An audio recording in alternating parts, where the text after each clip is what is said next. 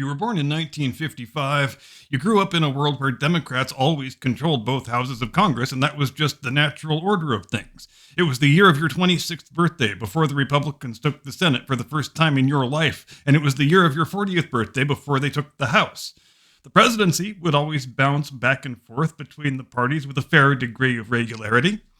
In that 40-year period, you had 2 terms of Eisenhower, 1.5 terms of Nixon, and 2 terms of Reagan. But it was simply taken for granted that Democrats would always control the House and the Senate.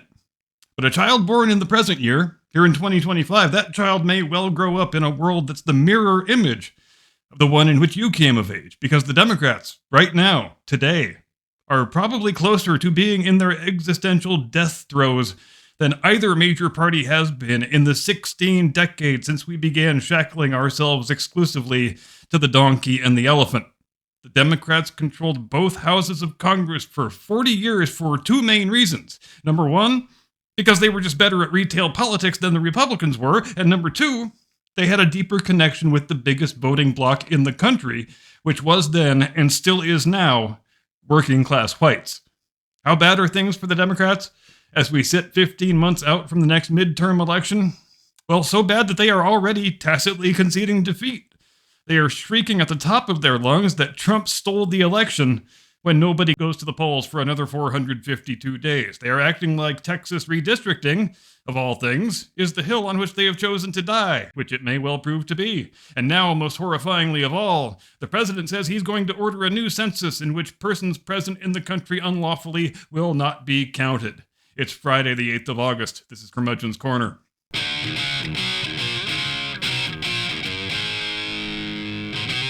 From high atop the battlements of Castle Curmudgeon, where we guarantee our scullery wenches all have their immigration papers in order. Good afternoon, Mr. and Mrs. America, and all ships at sea. Welcome to Curmudgeon's Corner. Let's talk about what election rigging really looks like. Now, there's a widespread perception among people on the right that the purpose of the Open Borders Project is about packing in a bunch of illegals and then conferring upon them the imprimatur of legality, a pathway to citizenship, to use the popular parlance, so that they become reliable Democrat voters in 10 or 15 or 20 years. But that's never what it was about. You think Democrats are patient enough to wait around for a decade or two for the fruits of their corruption to start sprouting from the tree of malfeasance? Of course they're not.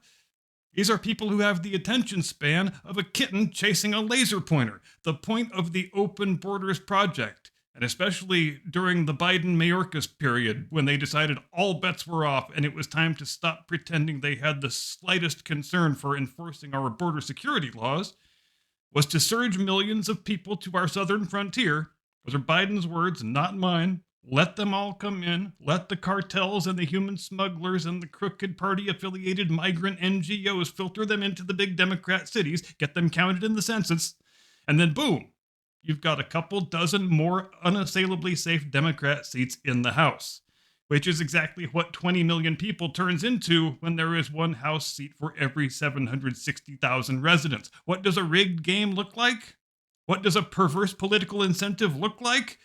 Well, they look just like that. One of our major parties gains a direct and immediate advantage by promoting and facilitating lawless behavior. As long as there are 20 million illegals in the country residing in big Democrat cities being counted in the census, one party begins each congressional election with a built-in advantage of 26-0. So it's really quite hilarious indeed to see all these Democrats moaning and blubbering on cable news about how Texas redistricting itself to create 5 more safe Republican seats is somehow beyond the pale of fair play. And that's a fraction of a drop in the world's largest bucket compared to what their side has done to rig congressional apportionments in their own favor. But as we know, there's nothing the Democrats hate more than when the Republicans even attempt to play this game as ruthlessly as they do. And they started playing it way more ruthlessly after they managed to install the corpse of Joe Biden in the White House in 2020. And we are far enough removed from the events now. We have sufficient retrospect to see that they knew from the beginning that Biden was going to be a total disaster as president. Such a disaster, in fact, that they might not see the inside of the White House for 12 years afterward, just as they didn't after the disastrous single term of Jimmy Carter. But damn it, We can still rig the Congress, by God, so we are going to drop the mask. We are going to stop pretending we are engaged in a good faith effort to rigorously enforce our border security laws. We're going to bring in as many foreigners as possible. We are going to turn CBP into basically a concierge service for illegal aliens. We're going to launch a handy-dandy smartphone app to make your unlawful entry into the United States easier and more convenient. And we're going to treat this as a race against the clock. We've only got 4 years to bring in as many people as possible, get them settled in the areas we control, and hell, if we bring in enough of them, we can even send some to Republican states and districts and try to flip the balance of power in those. Again, illegals actually directly voting in the elections isn't required in order for the scheme to work as designed. They just need to exist and to be living where we want them to live. And by the time the next census rolls around, boom, we've got ourselves a built-in lead of 26-0. And since these might be our last 4 years in the White House for quite some time, we need to also drop the mask in terms of judicial appointments. When we've got the opportunity to install a judge on the federal bench, we need to make damn sure that judge is a reliable party apparatchik who will always play ball for the home team.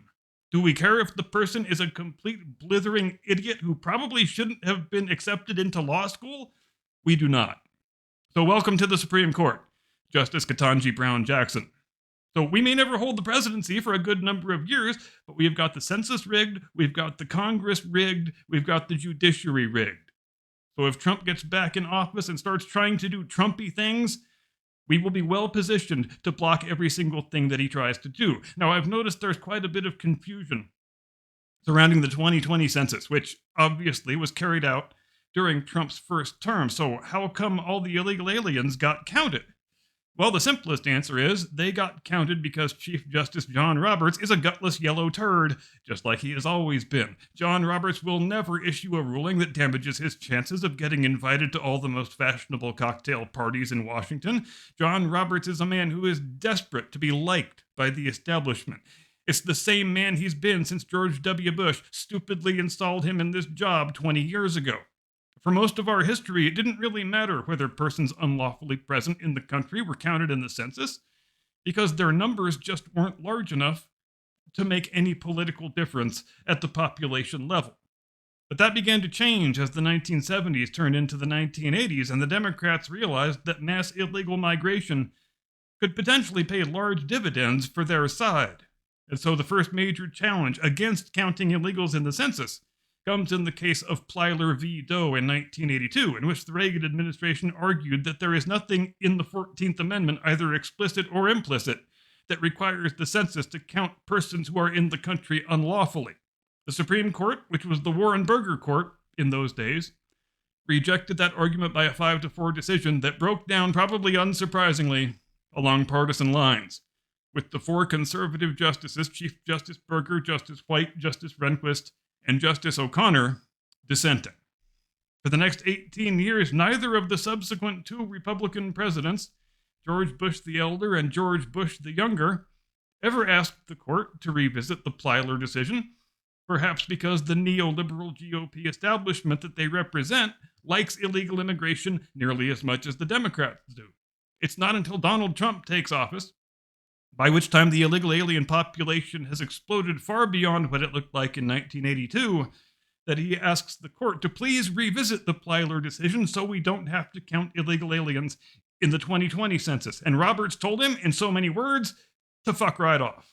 It's now 2025, and Trump has expressed the desire to conduct a new census, which the president can do whenever he wants. There doesn't have to be a certain interval. It just has to be done at least once every 10 years, in which foreign criminal interlopers are not counted for purposes of congressional apportionment. The court probably has a more solidly conservative majority today than it did in 2020, and certainly than it did in 1982, when there was the aforementioned 5-4 liberal-conservative split. But Plyler v. Doe is still the big stumbling block. That decision has to be revisited and reversed in order for that census to happen along the lines that the president would prefer. And the decision whether or not to take up the case rests, again, with the squishy pseudo-conservative Chief Justice Roberts, a man who always prefers to stand on the precedents established by previous courts. A man who always tries to avoid going out on a limb, even when it means doing things that are obviously right.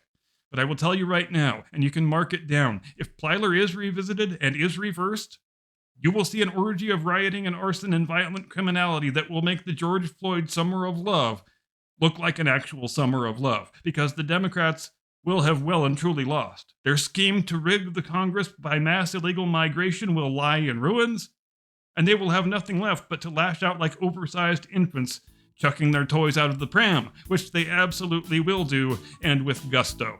I'm done. That's all I've got. See you Sunday. Blast Radius 8 Eastern, 5 Pacific. Thanks for watching. Get off my lawn.